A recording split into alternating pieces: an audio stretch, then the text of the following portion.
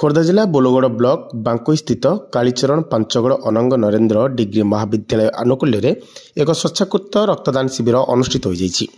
ଏହି ଶିବିରକୁ ବେଗୁନିଆ ବୋଲଗଡ଼ ବିଧାୟକ ପ୍ରଦୀପ କୁମାର ସାହୁ ଉଦ୍ଘାଟନ କରିଥିବା ବେଳେ ଉପସ୍ଥିତ ଥିଲେ କ୍ୟାପ୍ଟେନ୍ ମନ୍ମଥ ରାଉତରାୟ, ବ୍ଲକ ଅଧ୍ୟକ୍ଷା ହୁଲାସ ପ୍ରଧାନ, ଜିଲ୍ଲା ପରିଷଦ ସଭ୍ୟ ସୁଭାଷ ଚନ୍ଦ୍ର ରାୟଗୁରୁ, ସରପଞ୍ଚ ରଶ୍ମିତା ରାଉତରାୟ, ବଂଶୀଧର ସାହୁ, ପ୍ରଭାତୀ ରାଉତରାୟ, ଜୟକୃଷ୍ଣ ଫତେହ ସିଂ, ସୁରେଶ ସାମନ୍ତରାୟ ଓ ଶ୍ରୀକାନ୍ତ ତ୍ରିପାଠୀ। କଲେଜ ଅଧ୍ୟକ୍ଷ ରମେଶ ଚନ୍ଦ୍ର ସାମନ୍ତରାୟଙ୍କ ସହ ଅଧ୍ୟାପକ ପ୍ରଶାନ୍ତ କୁମାର ତ୍ରିପାଠୀ, ସୁକାନ୍ତ କୁମାର ବେହେରା, ସିଟି ସ୍କୁଲର ସୁଶାନ୍ତ କୁମାର ସୁବୁଦ୍ଧି, ଯୁବ ଛାତ୍ରଙ୍କ ସକ୍ରିୟ ସହଯୋଗରେ କାର୍ଯ୍ୟକ୍ରମଟି ସଫଳ ହୋଇଛି।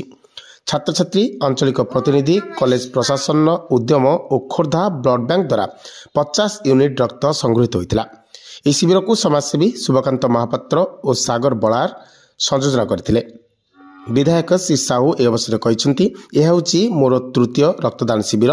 ତେବେ ଆଜି ସୁଦ୍ଧା ମୋଟ 179 ୟୁନିଟ୍ ରକ୍ତ ସଂଗୃହୀତ ହୋଇଥିବା ବେଳେ ଆଗାମୀ ଦିନରେ ନିର୍ବାଚନ ମଣ୍ଡଳୀର 40 କୋଟି ପଞ୍ଚାୟତ ଓ ବିଭିନ୍ନ ଶିକ୍ଷାନୁଷ୍ଠାନମାନଙ୍କରେ ଶିବିର ଆୟୋଜନ କରାଯାଇ ରକ୍ତ ଅଭାବକୁ ଦୂର କରାଯିବ।